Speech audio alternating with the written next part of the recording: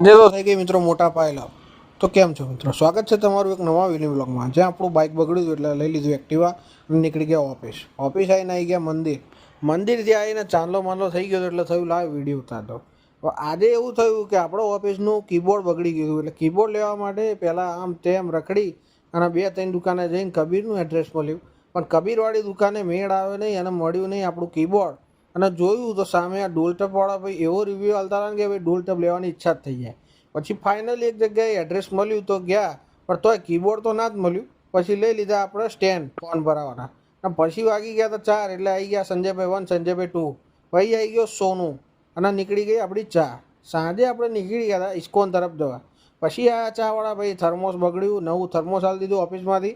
અને જોયું તો ટ્રાફિક બહુ થયો હતો એટલે ક્લિયર કરાવવા નીકળી ગયા હતા. અને બસ આજના માટે આટલું જ. હવે આપણું આવી ગયું હતું બાઇક અને નીકળી ગયા ઘરે.